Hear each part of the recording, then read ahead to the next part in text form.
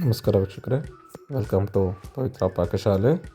ಇವತ್ತು ನಾವು ಚಿಕನ್ ಸುಕ್ಕ ಹೇಗೆ ಮಾಡೋದಂತ ತೋರಿಸ್ತೀನಿ ಬನ್ನಿ.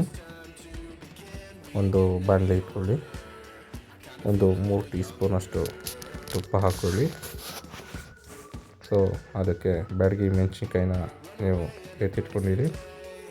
ಅದನ್ನು ಸ್ವಲ್ಪ ಬ್ಯಾಡಗಿ ಮೆಣಸಿನ್ಕಾಯಿ ಹಾಕಿ ತುಪ್ಪದಲ್ಲಿ ಫ್ರೈ ಮಾಡಿ ಚೆನ್ನಾಗಿ. ಏನೊಂದು 10-15 ಇದ್ದರೆ ಒಂದು 10 ಹಾಕ್ಕೊಂಡು ಸಾಕು, 1 kgಗೆ ಬ್ಯಾಡಗಿ ಮೆಣಸಿನ್ಕಾಯಿ. ಸೊ ಒಂದು 10 ಮೆಣಸಿನ್ಕಾಯಿ ಹಾಕ್ಕೊಂಡು ಅದನ್ನು ಫ್ರೈ ಮಾಡ್ಕೊಳ್ಳಿ ಈ ಥರ. ಅದಕ್ಕೆ ಧನಿಯಾ ಕಾಳು ಹಾಕ್ಕೊಳ್ಳಿ, ಸ್ವಲ್ಪ ಜೀರಿಗೆ ಹಾಕ್ಕೊಳ್ಳಿ.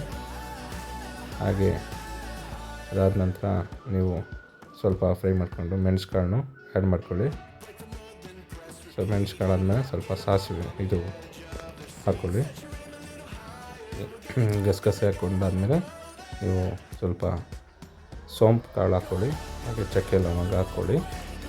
ಚಕ್ಕೆ ಲವಂಗ ಹಾಕ್ಕೊಂಡು ಅದನ್ನು ಎಲ್ಲ ಮಿಕ್ಸ್ ಮಾಡ್ಕೊಂಡು ಫ್ರೈ ಮಾಡಿ. ಒಂದು 10 ಬೆಳ್ಳುಳ್ಳಿ ಹಿಟ್ಟನ್ನು ತೊಗೊಂಡು ಹಾಕ್ಕೊಳ್ಳಿ. ಬೆಳ್ಳುಳ್ಳಿನ ಹಾಕ್ಕೊಂಡು ಚೆನ್ನಾಗಿ ಫ್ರೈ ಮಾಡಿ. ಇದಕ್ಕೆ ಇನ್ನೊಂದು ಆ್ಯಡ್ ಮಾಡಬೇಕು. ಸೊ ಫ್ರೈ ಮಾಡುವಾಗ ಒಂಚೂರು ಕರ್ಬೇವಿನ ಸೊಪ್ಪು, ಸೊ ಅದೆಲ್ಲ ಹುರ್ಕೊಂಡು ಆದ ನಂತರ ಕೊನೆಯಲ್ಲಿ ನೀವು ಇದನ್ನು ಮಿಕ್ಸಿ ಮಾಡ್ಕೋಬೇಕಾಗುತ್ತೆ. ಒಂದು ತಟ್ಟೆಯಲ್ಲಿ ಎತ್ತಿಟ್ಕೊಳ್ಳಿ. ಅದಕ್ಕೆ ನೀವು ಎತ್ತಿಟ್ಕೊಂಡಾದ ನಂತರ ಲಾಸ್ಟಲ್ಲಿ ನೀವು ಹುಣಸೆ ಹಣ್ಣನ್ನು ಆ್ಯಡ್ ಮಾಡಿ ಸ್ವಲ್ಪ.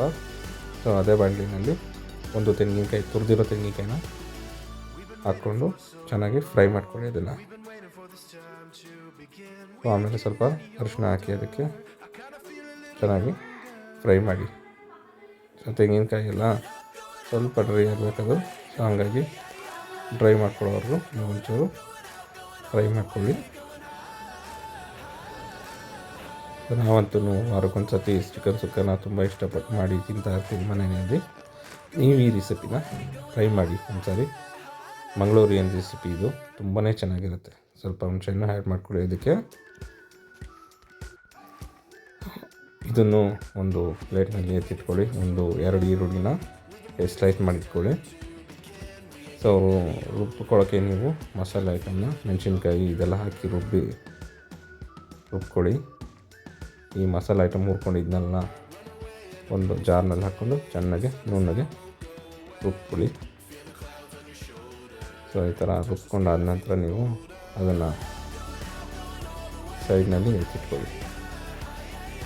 ಈ ಥರ ನೋಡಿ, ಇಷ್ಟು ಸಾಕು. ಈ ಥರ ರುಬ್ಬಿ ಎತ್ತಿಟ್ಕೊಳ್ಳಿ. ನೆಕ್ಸ್ಟು ಅದು ಬಾಣಲಿಗೆ ಒಂದು 3 ಸ್ಪೂನು ತುಪ್ಪ ಹಾಕ್ಕೊಂಡು ಅದಕ್ಕೆ ನೀವು ಒಗ್ಗರಣೆ ಹಾಕ್ತಿರಲ್ಲ ಚಿತ್ರಾನ್ನಕ್ಕೆ, ಆ ಥರ ಈರುಳ್ಳಿನ ಕಟ್ ಮಾಡ್ಕೊಂಡಿದ್ದು ಈರುಳ್ಳಿನ ಫ್ರೈ ಮಾಡ್ಕೊಳ್ಳೋದಕ್ಕೆ ಹಾಕ್ಕೊಳ್ಳಿ. ಈರುಳ್ಳಿ ಹಾಕಿ ಚೆನ್ನಾಗಿ ಫ್ರೈ ಮಾಡಿ. ಚಿಕನ್ ಇಟ್ಕೊಂಡಿರ್ತಿರಲ್ಲ, ತೊಳೆದು ಎತ್ತಿಟ್ಕೊಂಡಿದ್ದಂಥ ಚಿಕನನ್ನು ಎತ್ತಿಟ್ಕೊಂಡು ಈರುಳ್ಳಿ ಹಾಕಿ ಫ್ರೈ ಮಾಡ್ಕೊಂಡಾದ ನಂತರ ಅದಕ್ಕೆ ಚೆನ್ನಾಗಿ ಒಂದು ಸ್ವಲ್ಪ ಕಲರ್ ಚೇಂಜ್ ಆಗೋವರೆಗೂ ಈರುಳ್ಳಿನ ಫ್ರೈ ಮಾಡ್ಕೊಳ್ಳಿ. ಅದಕ್ಕೆ ಚಿಕನ್ನ ಆ್ಯಡ್ ಮಾಡಿ. ಒಂದು 3-4 ನಿಮಿಷ ಸಾಕು.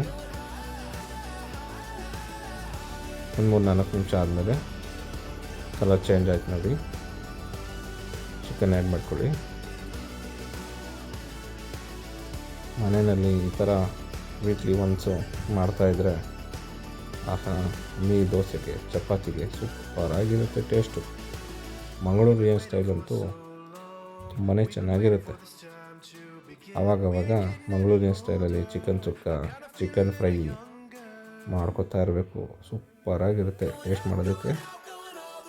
ನಾವು ಸೌತ್ ಅವರಾದ್ರೂ ಸೂಪರಾಗಿ ಮಾಡ್ತೀವಿ ಈ ಥರದ್ದೆಲ್ಲ. ನೋಡಿ, ಸ್ವಲ್ಪ ನೀರು ಬಿಡಬೇಕು. ನೀರು ಬಿಡ್ತಿದ್ದಂಗೆ ಸ್ವಲ್ಪ ಉಪ್ಪು ಹಾಕ್ಕೊಳ್ಳಿ. ಸ್ವಲ್ಪ ರುಚಿಗೆ ತಕ್ಕಷ್ಟು ಉಪ್ಪು ಹಾಕ್ಕೊಳ್ಳಿ. ಇದಕ್ಕೆ ಉಪ್ಪು ಹಾಕ್ಕೊಂಡು ಸ್ವಲ್ಪ ನೀರು ಬಿಡೋವರೆಗೂ ಇನ್ನೊಂದು ಸ್ವಲ್ಪ ಹೊತ್ತು ಸ್ವಲ್ಪ ಬೇಯಬೇಕಲ್ವ ಚಿಕನ್ನು. ಸೊ ಒಂದು 10 ನಿಮಿಷ ನೀವು ಅದನ್ನು ಮುಚ್ಚಿಟ್ಬಿಟ್ಟಿರಿ. ನೋಡಿ, ನೀರು ಬಿಟ್ಟಿದೆ, ಸ್ವಲ್ಪ ಬೆಂದಿರೋಗಿದೆ. ಈ ಥರ ಚೆನ್ನಾಗಿ ಬೆಂದ್ಕೊಂಡಾದ್ಮೇಲೆ ನೀವು ಅದಕ್ಕೆ ಮಸಾಲೆನ ರುಬ್ಬಿಟ್ಕೊಂಡಂಥ ಮಸಾಲೆನ ಆ್ಯಡ್ ಮಾಡಿ.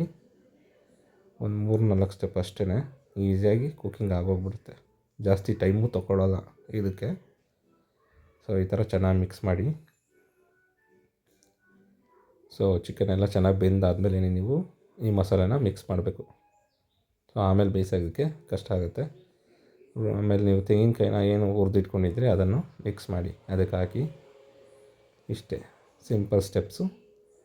ಈಗ ನಿಮಗೆ ಚಿಕನ್ ಸುಕ್ಕ ಸವಿಯಲು ಸಿದ್ಧ. ಸೊ ಇಷ್ಟೇ, ನೀರು ದೋಸೆಗೆ ಚಪಾತಿಗೆ ಹಾಕ್ಕೊಂಡು ಟೇಸ್ಟ್ ಮಾಡ್ಬೋದು. ನೋಡಿ ಈ ಥರ ನಮ್ಮ ಚಾನಲ್ನ ಸಬ್ಸ್ಕ್ರೈಬ್ ಆಗಿ ಪ್ಲೀಸ್ ಮಾಡ್ಕೊಳ್ಳಿ, ತಿನ್ಕೊಳ್ಳಿ.